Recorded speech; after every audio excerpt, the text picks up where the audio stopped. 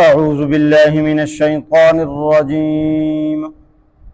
بسم الله الرحمن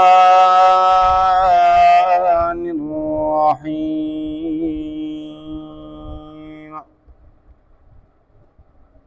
سورة النساء. يا أيها الناس اتقوا ربكم الذي خلقكم من نفس واحدة وخلق منها زوجها وبث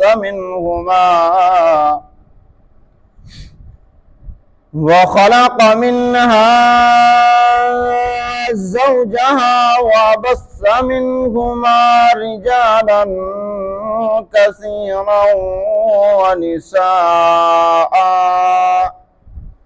واتقوا الله الذي تساءلون به والأرحام،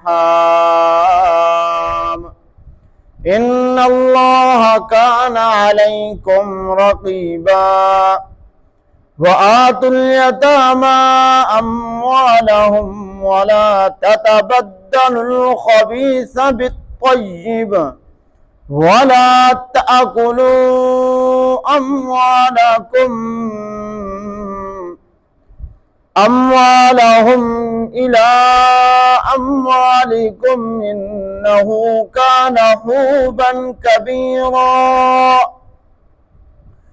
وإن خفتم ألا تقسطوا في اليتامى فانكحوا ما طاب لكم من النساء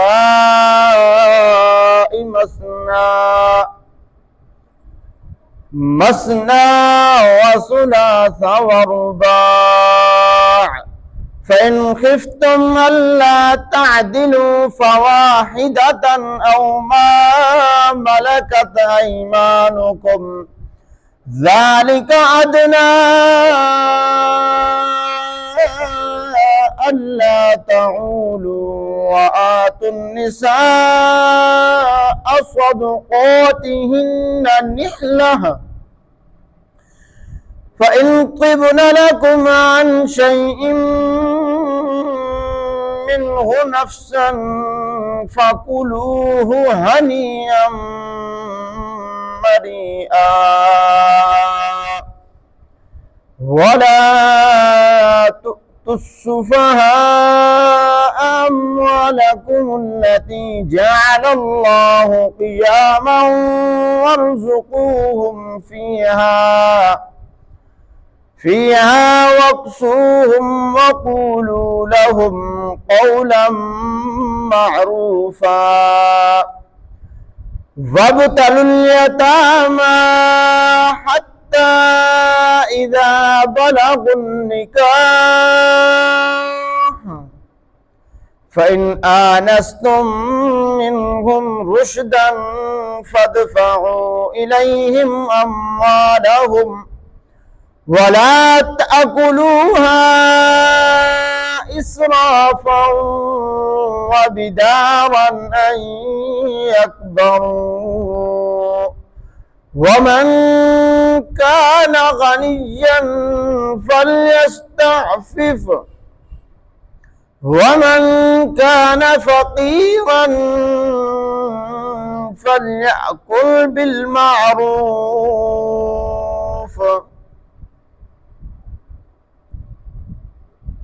فإذا دفعتم إليهم أموالهم فأشهدوا عليهم وكفى بالله حسيبا. للرجال نصيب مما ترك الوالدان والأقربون، وللنساء نصيب مما ترك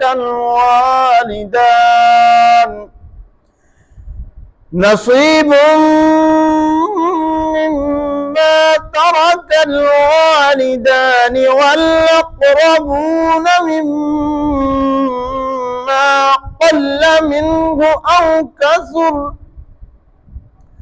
نصيبا مفروضا.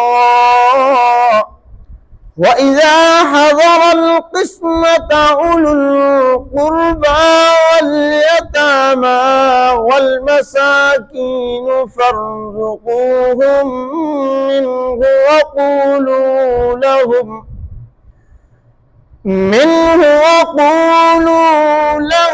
قولا معروفا. وليخشى الذين لو تركوا من خلفهم ذرية ضعافا خافوا عليهم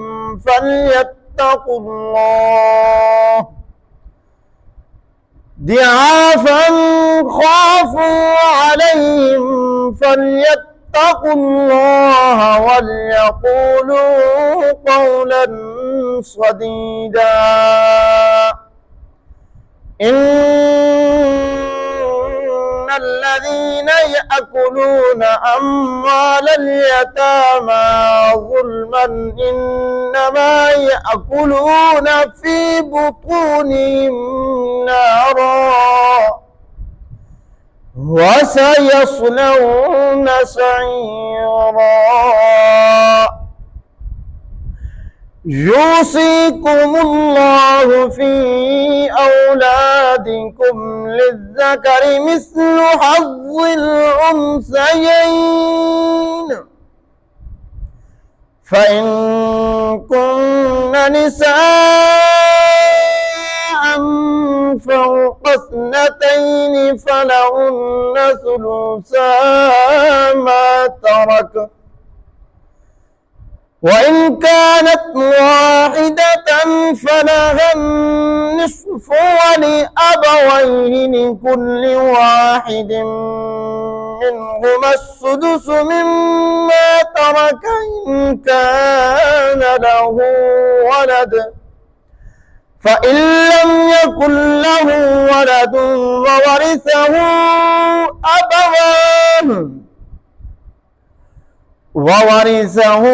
أبواه فلأمه الثلث، فإن كان له إخوة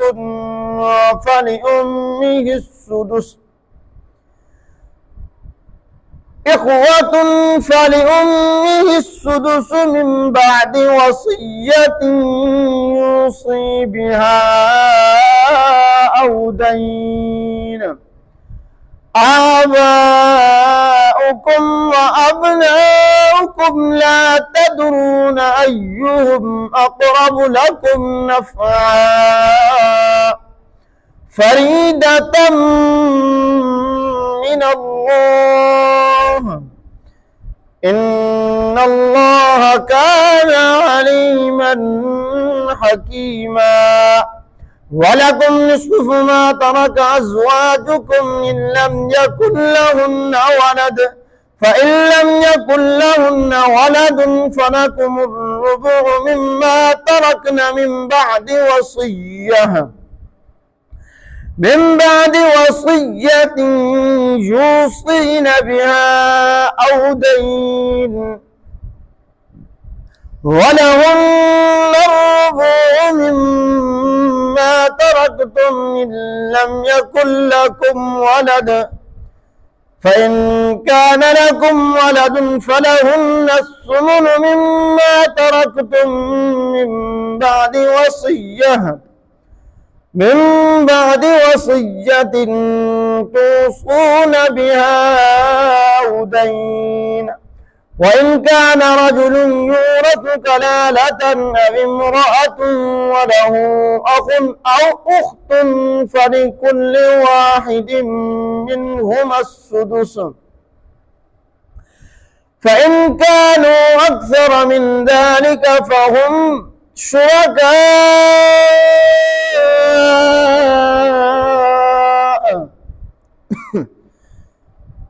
شركاء في الثلث من بعد وصية يوصى بها أو دين غير مضار،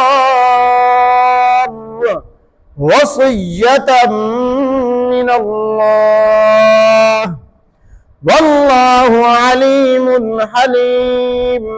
تلك حدود الله ومن يطع الله ورسوله يدخله جنات تجري من تحتها الأنهار خالدين فيها وذلك الفوز العظيم.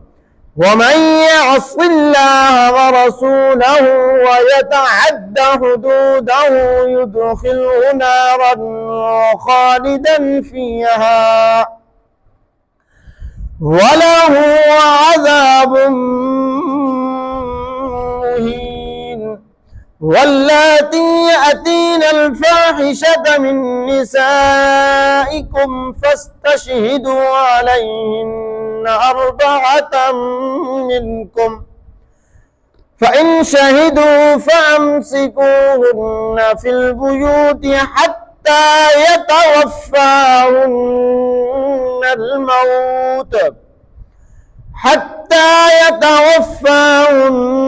الموت أو يجعل الله لهن سبيلا.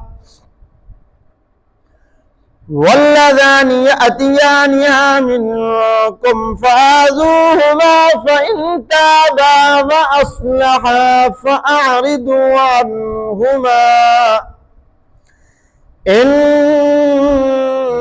الله كان توابا رحيما. إنما التوبة على الله للذين يعملون السوء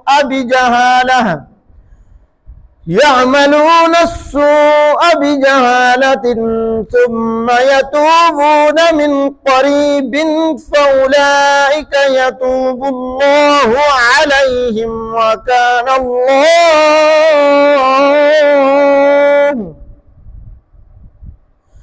ثم يتوبون من قريب فأولئك يتوب الله عليهم وكان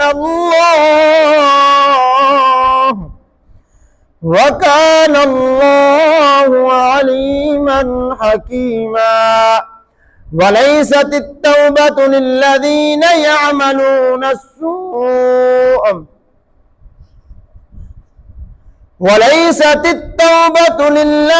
يعملون السيئات حتى إذا حضر أحدهم الموت قال إني تبت الآن ولا الذين يموتون وهم كفار أولئك أعتدنا لهم عذابا أليما. يا أيها الذين آمنوا لا يحل لكم أن ترثوا النساء كرها ولا تعدلوهن لتذهبوا ببعض ما آتيتموهن إلا أن يأتين بفاحشة مبينة وعاشروهن بالمعروف فإن كرهتموهن فعسى أن تكرهوا شيئا ويجعل